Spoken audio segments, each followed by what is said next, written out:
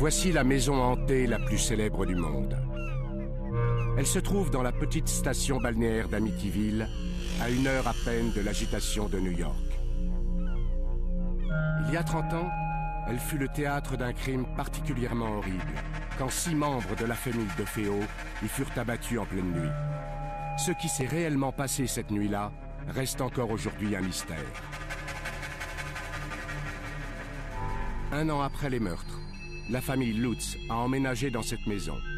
Ils y passèrent seulement 28 jours et s'enfuirent terrifiés, expliquant que des forces surnaturelles les en avaient chassés. Les médias se jetèrent frénétiquement sur leur histoire, ils devinrent célèbres et furent l'objet d'un best-seller mondial, L'horreur d'Amityville. On en a tiré de nombreux films, dont le dernier en date est sorti en 2005. Des médiums et des enquêteurs ont prétendu qu'une malédiction avait été jetée sur la maison. D'autres pensent que la version des Lutz n'est rien d'autre qu'une astucieuse arnaque, très lucrative, basée sur la sanglante histoire de la maison. C'est probablement la maison la plus hantée du monde. C'est sans doute aussi la plus connue. Quel que soit le phénomène, ça a été une conjonction d'événements et de personnalités. Et ça s'est mélangé pour donner un orage psychique parfait.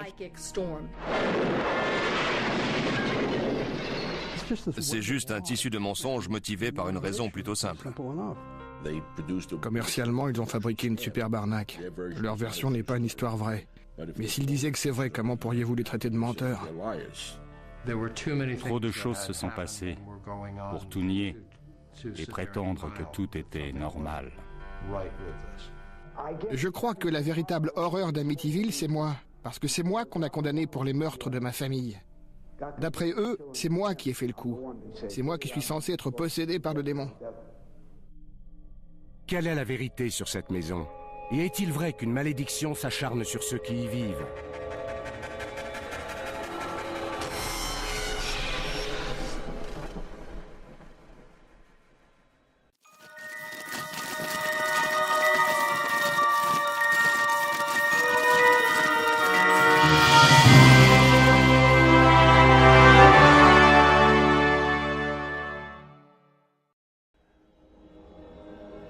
Les mystères et les controverses qui entourent l'histoire d'Amityville ont commencé dans la nuit du 13 novembre 1974, quand 6 membres de la famille DeFeo, le père, la mère et 4 enfants, ont été abattus à l'intérieur de cette maison. J'étais assis dans mon bureau qui donne sur le devant de la maison. Et mon ami Al Saxon arrive et il me dit « Rufus, j'ai quelque chose à te dire, tu ne vas jamais me croire. Dans la maison d'à côté, ils sont tous morts. » On a vu plusieurs des corps qu'on sortait de la maison. Je regrette de le dire, mais le corps d'un des enfants est tombé de la bâche dans laquelle on le portait. Et j'ai vu l'un des enfants assassiné. C'était affreux. Mais c'était une affaire criminelle sans mystère, en tout cas. C'est ce que je me suis dit à l'époque. C'était une atmosphère vraiment étrange. C'était très calme, glacial. Un moment suspendu. Du genre qu'on n'oublie jamais. C'est une image qu'on garde dans sa tête pour toujours. On avait là une famille de banlieue soi-disant idyllique, d'origine italienne, des catholiques. La famille avait sa propre affaire, une concession automobile. Et bien sûr, à cause de leur nom italien, il y a eu les inévitables rumeurs sur leur lien avec le crime organisé. L'hypothèse d'un meurtre lié au banditisme a été rapidement écartée, et la police s'est tournée vers le seul survivant, Ronald DeFeo Jr., qui avait 23 ans. George Harrison, le chef de la police du comté de Suffolk, est arrivé et il m'a demandé s'il pouvait utiliser ma maison comme quartier général. Tout le monde était terrifié dans le quartier en se disant qu'il y avait un tueur qui rôdait dans la ville. Dès le début, Ronald DeFeo a été soupçonné. Mais au départ, il ne l'avait pas arrêté. Il l'avait embarqué pour le protéger. Ils ont décidé d'utiliser la maison d'à côté, celle de Ireland, pour y installer leur poste de commandement. Ils nous ont tous emmenés là. Et aussitôt, ils l'ont emmené chez moi et ils ont commencé à l'interroger. Ça a duré un moment et puis son grand-père est arrivé. Un policier l'a entendu dire à son petit-fils « Arrête de traîner le nom de la famille dans la boue. Je ne veux plus rien entendre sur ta sœur. Contente-toi d'avouer les crimes. C'est terminé. » Je leur ai dit au début les choses qui étaient vraies. Mais vous savez, ils ont fait pression sur moi. Même avant ça, les habitants d'Amityville s'étaient déjà fait leur opinion sur le nom du meurtrier. Je me suis promené dans le quartier et j'ai demandé « Pouvez-vous m'en dire plus sur ce qui s'est passé ?» Et tous les gamins m'ont répondu pratiquement comme un seul homme « C'est Ronald qui a fait le coup. » Je roulais en voiture et le journaliste, je crois que c'était Joel Martin, a annoncé les meurtres à la radio. Et il n'a pas dit que Ronald était mort aussi. Alors j'ai dit à ma femme, c'est Ronald qui a fait le coup. Ronald était, disons, un adolescent à problème. Il avait la réputation de se droguer, d'être violent, de se battre avec son père. C'était une tâche. Tout ce qu'il faisait, c'était boire, parier et se battre. Quand on le connaissait ou qu'on connaissait le contexte, si on avait passé un peu de temps avec lui, on se disait que ce n'était pas une chose dont il était incapable. Et quand tous les autres sont morts et pas lui, vous savez... C'était tout un tas de problèmes, vous savez. C'est pas comme si je pouvais rester assis ici et vous mentir. Je pourrais dire que je savais que quelque chose de mauvais allait arriver à ma mère et à mon père. Très peu de temps après, Ronald DeFeo Jr. a été désigné officiellement comme suspect. Il était le meurtrier présumé, il était l'accusé.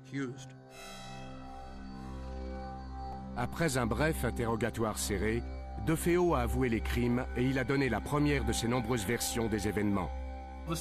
En gros, l'histoire, c'est que Ronald DeFeo, qui avait 23 ans en 1974, s'est réveillé dans la nuit autour de 3h15. Et pour des raisons inconnues, il a tué tous les membres de sa famille pendant leur sommeil. Il a pris le fusil et il a tiré sur ses parents qui dormaient dans leur lit. Ensuite, il a tué ses 2 jeunes frères.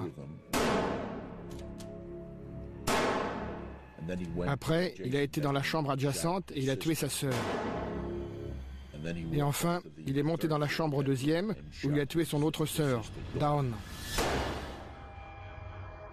Après ce qui est arrivé, c'était comme un cauchemar. Je suis en train de regarder ma mère et mon père morts, mes sœurs, j'étais terrifié. J'ai couru hors de la maison, sauté dans ma voiture, foncé dans la rue, trouvé mes amis et je suis revenu à la maison. Les aveux de DeFeo n'expliquent pas les nombreux mystères qui entourent les meurtres. Des mystères qui ont nourri les rumeurs de complicité, de complot et même de forces surnaturelles. Ils ont tous été tués avec un Marlin calibre 35. On a fait une expérience pendant la préparation du procès. On a mesuré le niveau sonore du Marlin calibre 35. Ce fusil s'entend jusqu'à 5 pâtés de maison. Personne n'a rien entendu. J'ai retrouvé un voisin quand même qui a entendu entre 3h et 3h30 le chien de la famille qui aboyait ou gémissait. Il y a eu au moins 9 coups de feu, 9 coups tirés avec un Marlin. Et rien n'indique qu'aucune des 6 victimes ait fait la moindre tentative pour s'enfuir.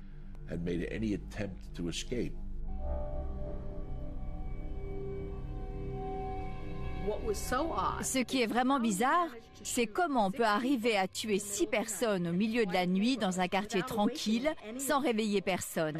Un coup de fusil, ça fait du bruit. Ça n'a pas de sens.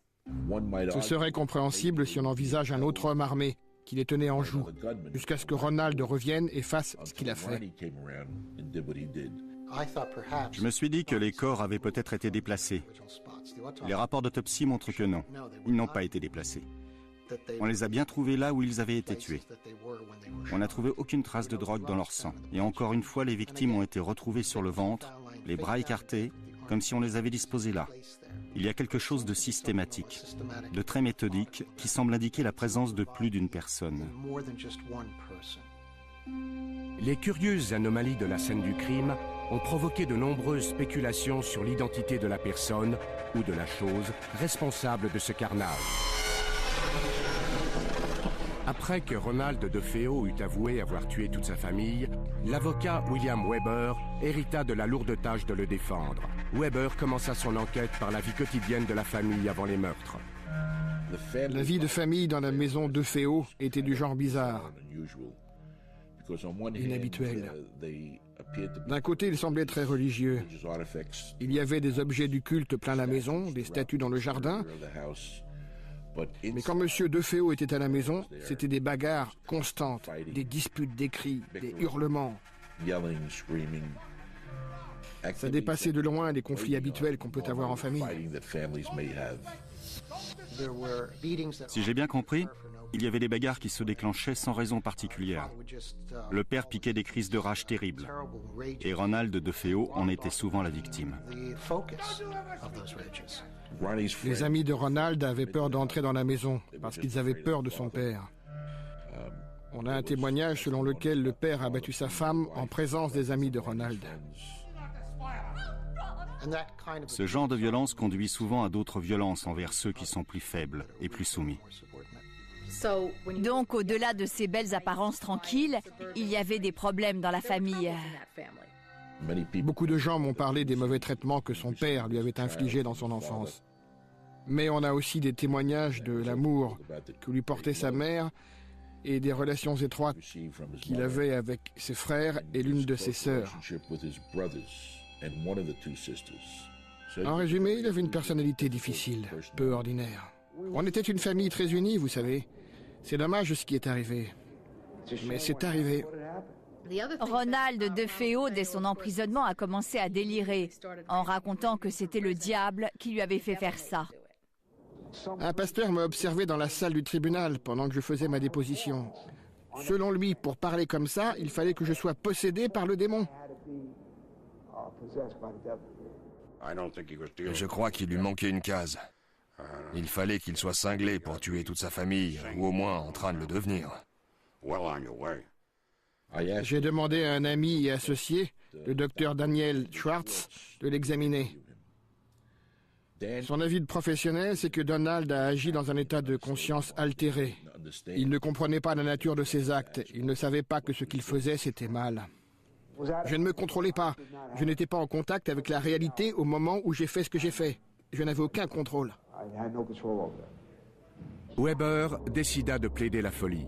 Quand il procéda à l'interrogatoire de son client pour savoir ce qui s'était passé la nuit des meurtres, Ronald lui décrivit une suite d'événements étranges qui lancèrent les controverses sur la véritable identité du ou des coupables. Ronald avait pris je ne sais quelle drogue. Il regardait un film de guerre à la télévision.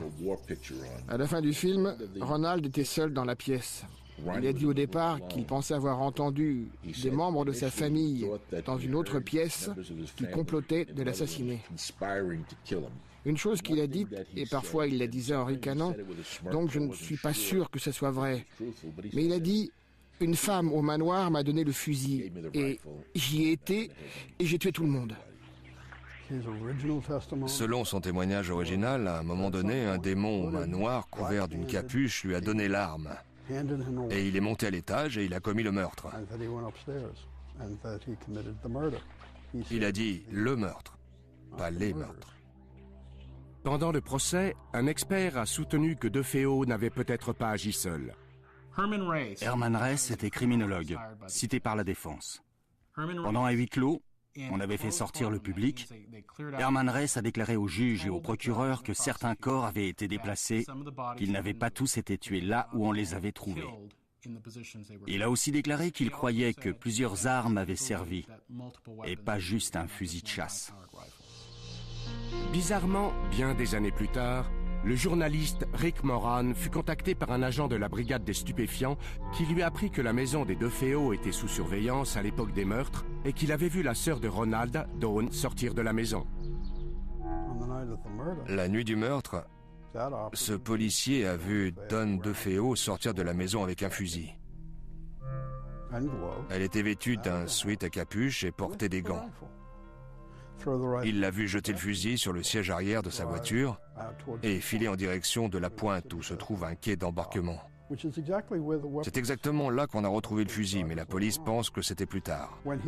Quand Ronald raconte qu'un démon aux mains noires avec une capuche s'est approché de lui et lui a donné l'arme, et qu'il n'a pas bougé, je crois que c'est vrai. Je crois qu'il n'était pas en état de bouger. Le démon dont il parle, c'était sa propre sœur.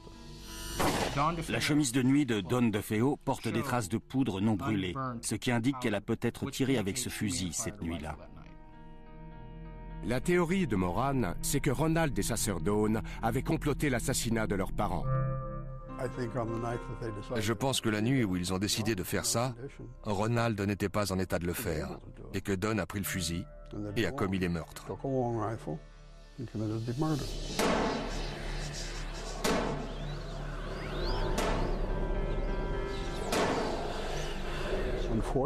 Malheureusement, dans la frénésie de l'action, elle a apparemment décidé qu'elle allait tuer tout le monde.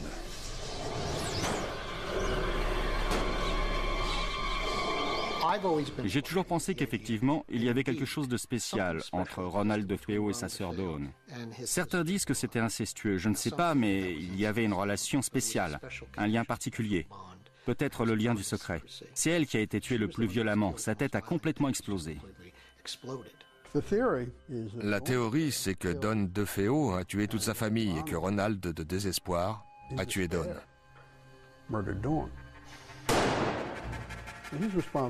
Il est responsable d'un meurtre, ce qui expliquerait la réaction du grand-père. Prends tout sur ton dos. Parce que c'était le seul survivant et qu'il ne voulait pas que les relations entre les membres de la famille soient exposées davantage ou le nom de la famille sali. Mais en février 1975, Ronald DeFeo fut jugé responsable de ses actes, déclaré coupable de tous les meurtres et condamné à 6 peines de prison à perpétuité. La maison DeFeo, au 112 Ocean Avenue, fut mise en vente à un prix très bas, à cause de son histoire sinistre. C'est alors que George et Kathy Lutz, un jeune couple avec 3 enfants, visita les lieux et que débuta un nouveau chapitre dans l'histoire extraordinaire de cette maison.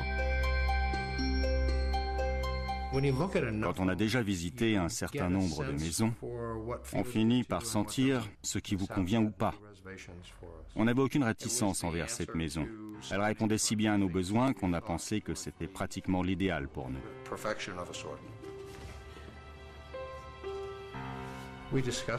Nous avons discuté ensemble, en famille, des événements qui s'étaient déroulés dans la maison et la conclusion, c'est qu'aucun d'entre nous ne se sentait mal à l'aise à cause de ce passé.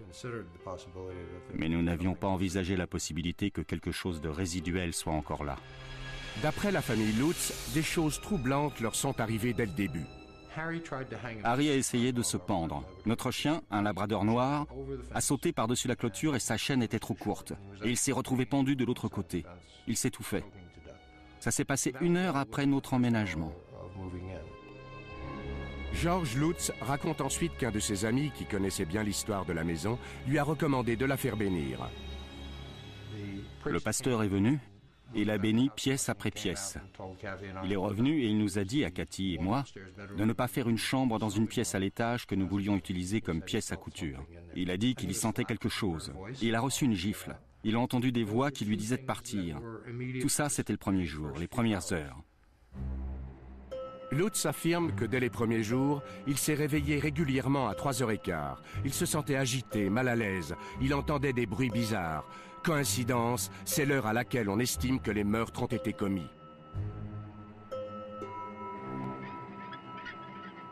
J'ai été très malade dans la maison et j'ai perdu beaucoup de poids. J'ai manqué des jours de travail. Mon hygiène personnelle a changé là-bas. Il subissait des changements de caractère.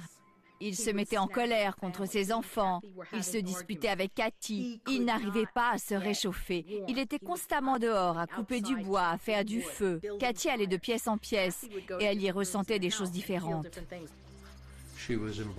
Elle a été enlacée parce qu'elle pensait être une présence, une femme.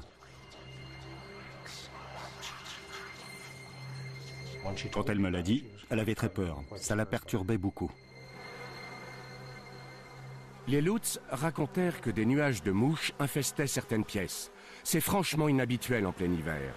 Ils devenaient aussi de plus en plus inquiets devant l'attitude de leur fille Missy. Missy a commencé à expliquer à Cathy qu'elle avait un ami, qu'il s'appelait Jody, et qu'il se présentait à elle sous la forme d'un gros cochon. Quand Jody lui a dit qu'il était content qu'elle habite ici et qu'elle y resterait pour toujours, ça a été très perturbant. Les Lutz racontent que de plus en plus de choses étranges se passaient autour d'eux. On entendait des cris la nuit, et des gens qui marchaient la nuit, et les enfants disaient des choses bizarres, et la température variait dans la maison, et on découvrait des taches sur la moquette le matin, et la porcelaine des toilettes qui devenait progressivement noire. Quand on y pense et qu'on commence à en parler, il y avait évidemment quelque chose de pas normal. Ils n'aiment toujours pas parler de ce qui est arrivé la dernière nuit, de ce qui les a finalement poussés à quitter la maison.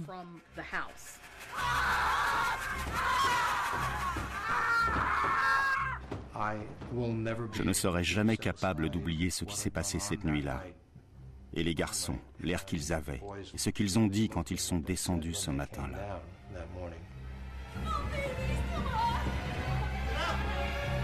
Selon leurs déclarations, ils finirent par fuir la maison tôt le matin du 14 janvier 1975. Jamais ils n'y revinrent. Nous n'étions pas la même famille en arrivant et en repartant de là. Nous étions tous terrifiés au moment du départ.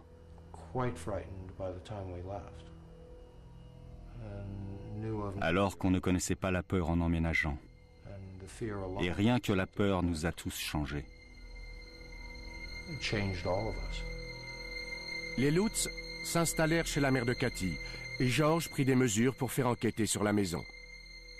J'avais contacté un type qui s'appelait Kaplan, qui s'était présenté comme parapsychologue. Mais j'ai découvert qu'il était vampirologue, ce qui était censé lui donner de la crédibilité, mais pas avec moi. Mon mari lui a dit « Nos services ne vous coûteront rien, mais nous sommes une organisation de service public et si on découvre quelque chose qui confirme ce que vous dites, on dira au public ce qu'on a trouvé. Et si on trouve qu'il n'y a rien, on le dira aussi au public. Et si on découvre que vous nous racontez des salades et que c'est une arnaque, on le dira aussi. » 3 jours plus tard, George Lutz rappela Kaplan. Il était très mécontent de ce que mon mari avait dit dans le journal, qu'il mènerait une enquête. Et il lui a dit « Je vous avais dit que je ne voulais pas de publicité. Vous savez, maintenant, je vais être obligé d'annuler, de repousser votre enquête d'au moins 2 semaines, parce que je ne voulais aucune publicité autour de ça. » Et le lendemain, mon mari a découvert que la veille au matin, Lutz et sa femme avaient fait une conférence de presse. Alors le matin, il donne une conférence de presse et le soir, il nous raconte qu'il annule notre enquête parce qu'il ne veut pas de publicité. Pour couronner le tout, la conférence de presse avait été organisée par William Weber, l'avocat de Ronald DeFeo. À l'époque, Weber le défendait encore, puisqu'il avait fait appel de la première condamnation. Apparemment, la famille Lutz et lui s'étaient rencontrés juste après qu'ils aient quitté la maison. William Weber avait organisé cette conférence de presse pour Newsday. Et il nous avait dit que Newsday réclamait notre présence. Ça a mis la puce à l'oreille de mon mari. Pourquoi est-ce que William Weber, avocat du tueur en série Ronald DeFeo, représente maintenant ce monsieur Lutz qui a emménagé dans la maison juste après? Et c'est quoi le rapport? J'ai été contacté par un certain Paul Hoffman, qui à l'époque était journaliste pigiste, et qui m'a dit que les Lutz aimeraient me rencontrer. Et je lui ai dit, vous savez, moi aussi j'aimerais les rencontrer.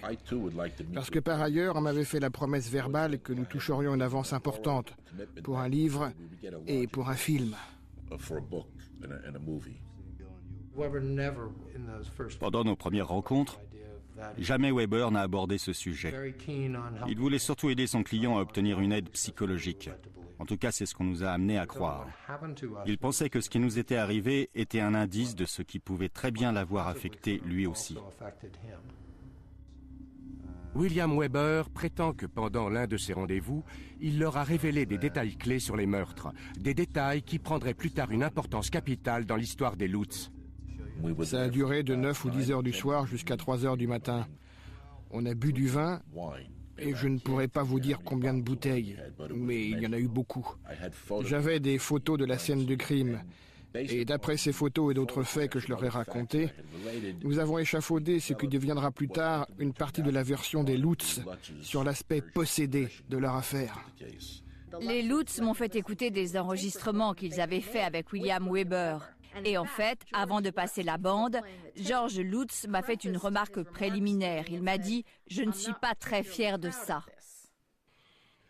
Par exemple, je leur montrais des photos de la poudre vert sombre qui recouvrait tout dans la maison. C'est une poudre utilisée par la police pour trouver des empreintes digitales. Et ils faisaient « Waouh, regardez, c'est la bave visqueuse qui soigne des portes. » J'avais des photos de la chambre de Dawn, au 2e étage. Elle était pleine de mouches mortes. Eh bien, ils ont pris la chambre de Dawn et ils ont mis qu'il y avait tout le temps des nuages de mouches. Ils ont annexé les faits que je leur racontais sur l'affaire et ils les ont intégrés dans leur livre. Je pense que quand ils ont dessoudé le matin suivant, ils ont dû se dire que peut-être tout ça n'était pas bien. Mais sur la bande, William Weber avait déjà... il paraît qu'il a dit « Eh, on peut faire des films, des livres, il y aura des droits. » Il parlait déjà pourcentage et contrat. Il avait un projet avancé d'un contrat avec DeFeo pour un livre et un film. Et il nous a envoyé un contrat qui prévoyait de payer DeFeo quelque chose comme 5% de ce qu'on gagnerait. Et donc William Weber était en train d'essayer de rémunérer DeFeo pour ses meurtres. À ce moment-là, on a cessé tout contact avec Weber. Ils ont complètement disparu de Long Island après ça.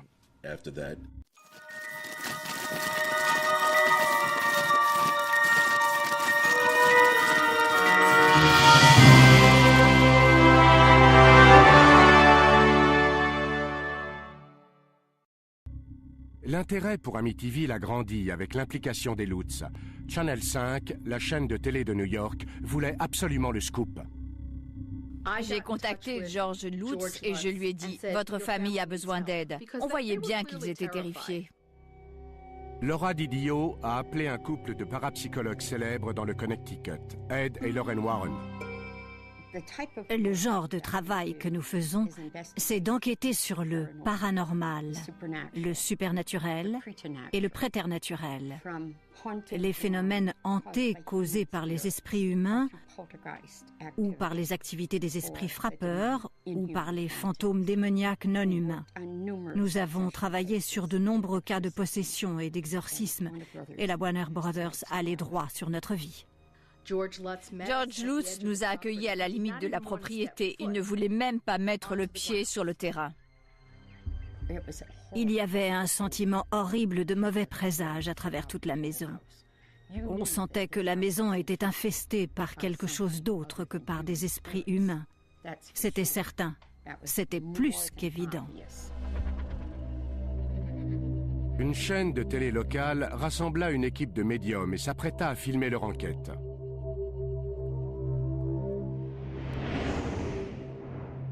Ils firent venir des parapsychologues. Ils amenèrent aussi des médiums. Et ils décidèrent de pénétrer dans la maison dans la nuit du 6 mars 1976. Peu après l'arrivée de l'équipe télé et du journaliste Marvin Scott, des choses étranges se passèrent. Rien ne m'est arrivé à moi, mais des trucs arrivaient aux gens autour de moi. C'était incroyable la façon dont les gens étaient affectés. La première chose, c'est le caméraman Steve. Quand il est arrivé sur le palier au 2e, il s'est plié en deux en se tenant la poitrine. Il avait des douleurs intenses à la poitrine. L'impression dominante, c'était très triste. Je ressentais la présence d'un adolescent qui avait fait quelque chose qui avait entièrement changé sa vie et qu'il avait commis une action horrible. Quand on est monté à l'étage, évidemment, les médiums ont ressenti les échos, les mauvaises vibrations. 6 personnes ont été assassinées là, vous savez, il y a à peine 2 ans. Il y avait une fenêtre au-dessus de moi et j'ai vu le visage d'une fillette qui me regardait. Ensuite, j'ai entendu des pleurs, des plaintes. Alors je lui ai dit, regarde la lumière blanche, marche vers elle, tous ceux qui t'aiment t'attendent. Pendant la séance, Lorraine a dit qu'elle ressentait la présence d'un démon qui venait des profondeurs de la terre. Il n'y avait pas que les esprits assassinés des membres de la famille DeFeo. Je percevais des corps alignés, tous recouverts de draps blancs. J'ai eu l'impression de silhouettes couvertes de capuches comme des moines, juste derrière la porte, bloquant le seuil et qui me fixaient. J'ai pensé « oh oh ». Je monte tout en haut, j'entre dans la chambre et Marvin Scott me dit « Qu'est-ce qu'il y a? Qu'est-ce qu'il y a ?» Et je lui ai répondu « J'espère que je n'approcherai jamais plus que ça de l'enfer. » Alors j'ai pris de l'eau bénite, j'ai ouvert la bouteille et j'ai dit « En arrière, Satan !» Et j'ai aspergé comme ça. Et ça a disparu, comme de l'eau sur une plaque chauffée. Et alors, tout s'est arrêté dans la maison. À la fin de la séance, on est redescendu au rez-de-chaussée. À ce moment-là, Ed tenait son crucifix et il précédait Lorraine dans l'escalier. Il s'est arrêté net, presque comme s'il avait été jeté en arrière par une bourrasque de vent. Et plus tard, il a décrit ça comme s'il avait été assailli, je crois, par une légion de démons. C'est comme un puissant jet d'eau sur ma poitrine qui m'empêche d'avancer. Une fois de plus, en tant que journaliste, je dois reconnaître que je n'ai rien vu, je n'ai rien senti. Rien d'autre que les réactions d'Ed, de Lorraine, des autres médiums et des gens autour de moi. Je me souviens à 2 heures du matin de Marvin Scott qui se tourne vers moi et me dit « On ne l'a pas ». En d'autres termes, ce n'était pas l'exorciste pour la télévision. Alors qu'il ne se passa rien devant les caméras de télévision, une photo prise cette nuit-là allait révéler une mystérieuse présence. L'appareil avait été fixé sur un trépied. Il prenait des photos au flash automatiquement, à intervalles réguliers. Et il y avait des dizaines et des dizaines de photos de cette porte qui conduisait à la chambre de notre fille Missy. Des années plus tard, une de mes secrétaires classait ces photos et elle était enceinte. Et chaque fois qu'elle regardait cette photo, le bébé faisait des bonds dans son ventre. Et hop, voilà qu'on distingue clairement dans l'encadrement de la porte, sur le palier au 2e, le visage d'un petit garçon qui jette un coup d'œil depuis la porte. Il n'y avait pas d'enfant cette nuit-là dans la maison. Alors, d'où est-ce qu'il vient? On a appelé Missy et on lui a demandé qui c'était. Et elle a dit « Oh, c'est le garçon avec qui je jouais là-bas ». C'était la première fois qu'on en entendait parler. Les Lutz ne revinrent jamais au 112 Ocean Avenue. La banque récupéra la propriété et leurs meubles furent vendus aux enchères. George et Cathy partirent s'installer en Californie en affirmant qu'ils devaient échapper à l'influence de la maison et au déluge de publicité qui suivit la médiatisation de leur histoire. Amityville devient un phénomène. Et il est partout. On en parle à la télé, on en parle à Long Island. C'est sur les lèvres de tout le monde. Avez-vous entendu parler de cette affaire ? C'est la somme de toutes les horreurs qui se passent dans le paranormal. Tout est regroupé en une seule affaire. Les médiums sont sortis du bois, les exorcistes, les parapsychologues, les vampirologues. Ils ont tous débarqué avec chacun sa théorie. Ils prétendaient tous savoir exactement ce qui s'était passé. Parmi ceux qui se joignirent à la fête, il y avait le professeur Hans Holzer, le plus célèbre chasseur de fantômes des États-Unis. J'aime particulièrement cette image qui montre clairement la silhouette blanche d'un cheval en surimpression sur moi. Il se trouve que l'entité qui était perturbée dans la maison était un chef indien à cheval. Hans Holzer m'a été présenté comme un homme qui avait écrit 50 livres dans le domaine des médiums. Les esprits frappeurs, les fantômes de la Maison Blanche, des fantômes dans chaque maison qu'il a visitée. Le 13 janvier 1977, Holzer, William Weber et Laura Didio pénétrèrent dans la maison en compagnie d'Ethel Johnson Meyers, une médium célèbre pour ses transes profondes. Tout ce qu'il me faut, c'est un bon médium capable de transes profondes. Comme ça, s'il y a la moindre entité, elle peut utiliser les cordes vocales du médium pour discuter avec moi. C'était vraiment étrange et très choquant de voir la transformation physique que subit cette femme. Dès qu'elle est sortie de la voiture, avant même d'entrer dans la maison, elle a dit « Il y a un Indien là-dedans ». D'un seul coup, une pomme d'Adam lui a poussé. Après un moment, cette femme a commencé à parler dans un drôle de charabia. Sa voix s'est abaissée de plusieurs octaves. Et elle parlait avec un chef indien qui était enterré sur ce terrain. Why are they angry? Because it's been a sacred place, and this is over the very, very special chief. Oh, I can't move my face. On a découvert que c'était un cimetière indien et que le quartier avait été construit dessus, à la grande fureur de l'Indien qui était enterré là. And what does he make them do? Violence of death. I don't know, my skull's cracked and my neck's stretched.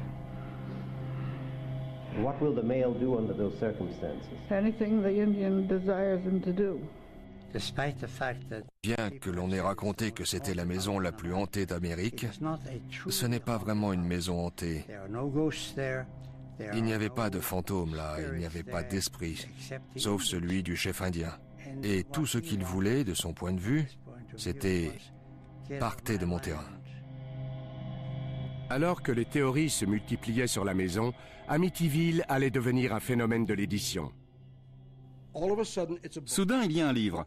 Et quelle qu'en soit la raison, le livre a eu un succès immédiat. C'est devenu aussitôt un best-seller. Le premier tirage était de 25 000 exemplaires. Et il n'avait jamais lancé un aussi gros tirage, même de loin, pour une première édition. À peine arrivé chez les libraires, ce livre a été épuisé. C'était phénoménal. Il était clair que cette histoire de maison hantée avait le pouvoir de captiver des millions de lecteurs. L'idée que c'est réellement arrivé à des gens rend ces gens plus proches. Parce que si ce n'est pas une œuvre d'imagination, alors c'est vrai. Et ça pourrait aussi leur arriver.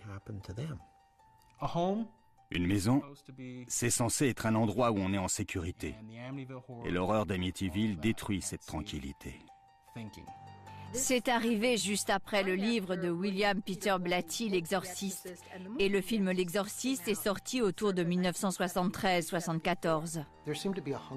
On dirait qu'il y a un désir, une insatisfaction, peut-être une question spirituelle qui domine tout ça, le bien contre le mal. Même les gens qui disaient être agnostiques ou athées après avoir vu le film, ils dormaient avec la lumière allumée, ils s'agrippaient à des crucifix et ils retournaient à l'église.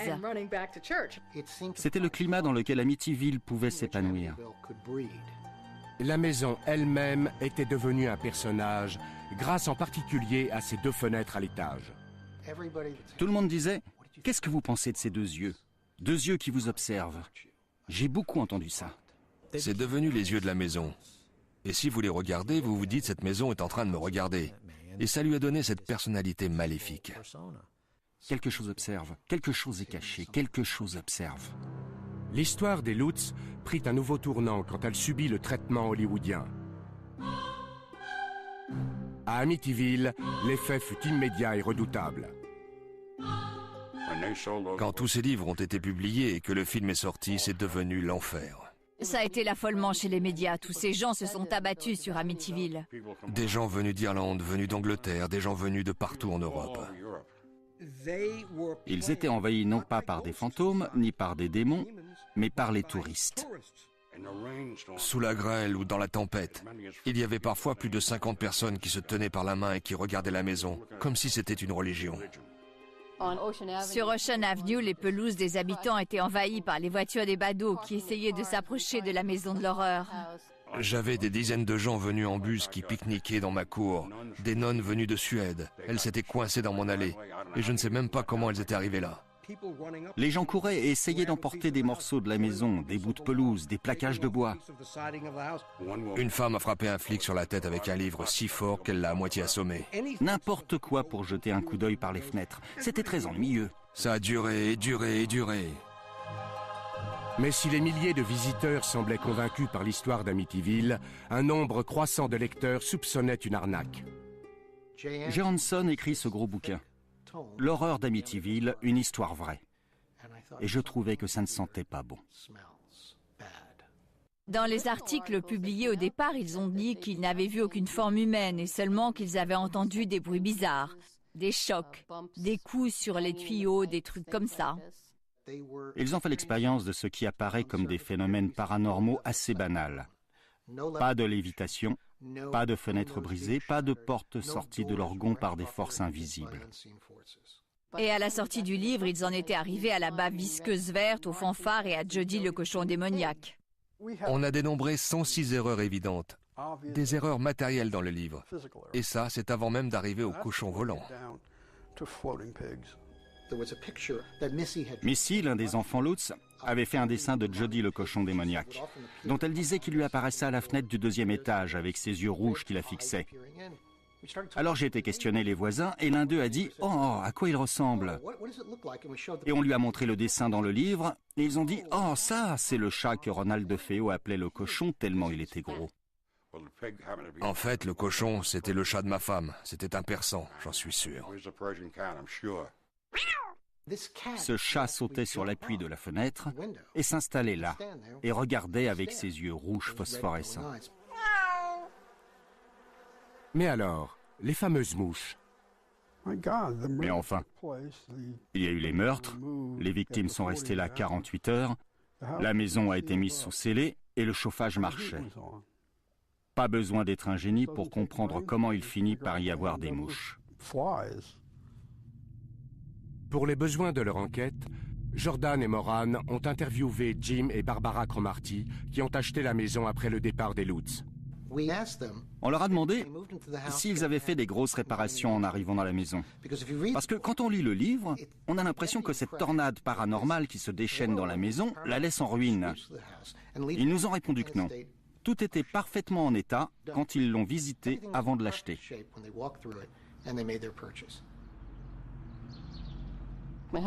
Mon mari a participé à un débat à la télé avec George Lutz et ce dernier a essayé de raconter qu'une fenêtre de la maison s'était rabattue sur la main de son fils et qu'il l'avait emmené à l'hôpital de Brunswick pour le faire soigner.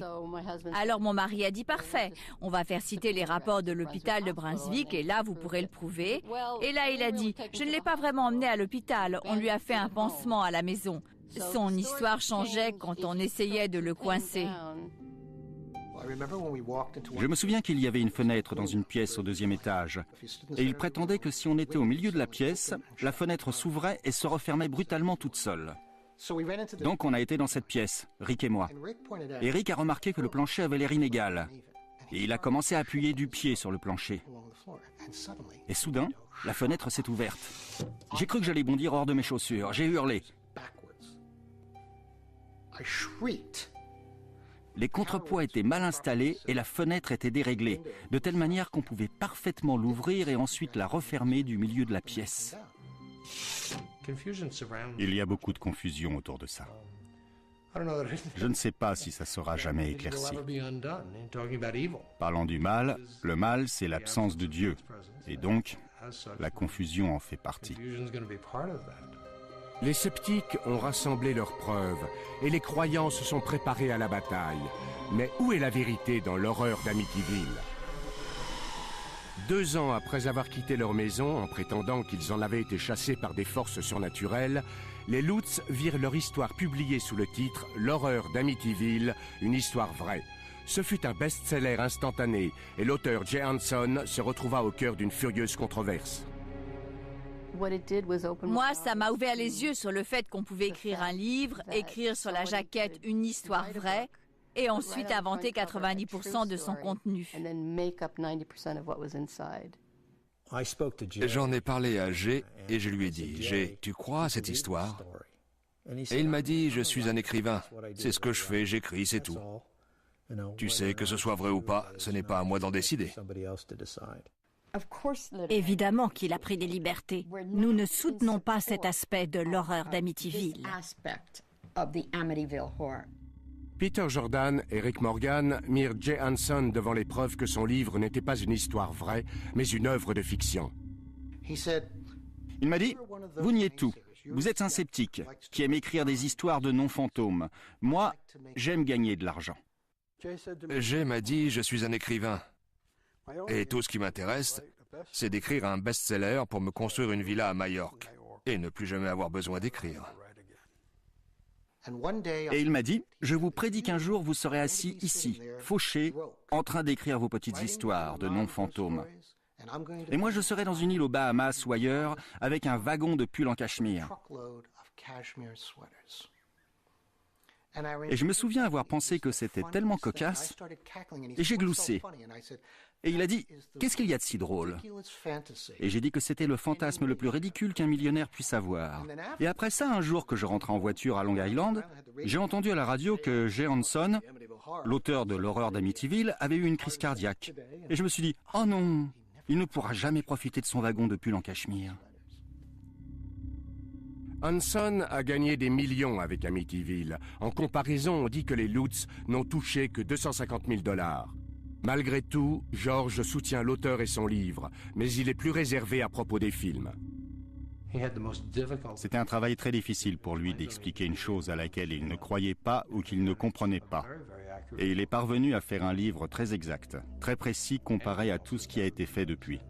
Le film original a pris beaucoup de liberté, avec le sang qui coulait des murs et les mouches qui attaquent le pasteur. Ils auraient pu aussi bien les représenter comme elles étaient dans la réalité. Ça m'était égal que ce soit ou pas une histoire vraie. Mais ça n'avait pas d'importance pour moi. Il fallait que je crée ma propre réalité. Pendant 25 ans, 28 ans, peu importe. J'ai eu un gros problème avec le premier film et maintenant, c'est presque un documentaire comparé à ce qu'ils ont fait récemment.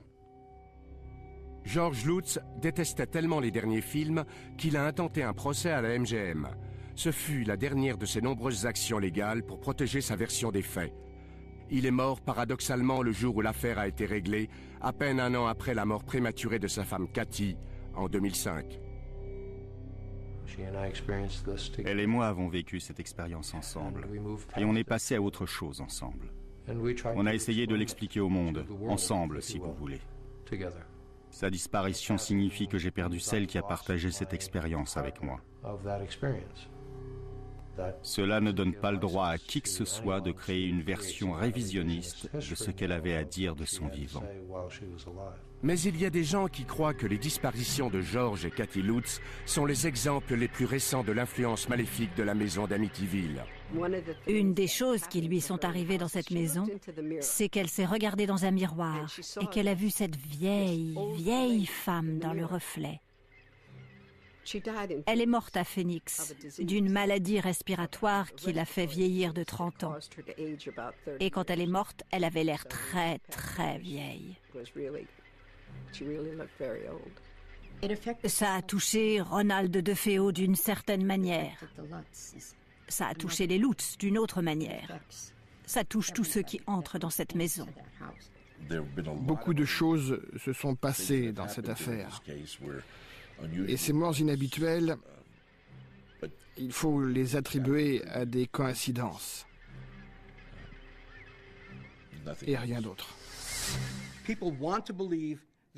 Les gens veulent croire à quelque chose de surnaturel. Il y a quelque chose qui nous dépasse. Il y a un paradis, il y a un enfer, il y a des prières exaucées, il y a des esprits, il y a des fantômes. On veut croire à ce genre de phénomène. On en éprouve le besoin. Et sur ce besoin se greffe le facteur crédulité. Franchement, quand quelqu'un dit « Oh, c'est une histoire vraie », c'est l'événement le plus documenté de ce genre. En termes du nombre de gens impliqués, de témoins directs, de ceux qui ont maintenu leur témoignage sans rien y changer pendant toutes ces années. Si je crois qu'ils sont restés dans cette maison pendant 28 jours, non. Catégoriquement, sans aucun doute, non.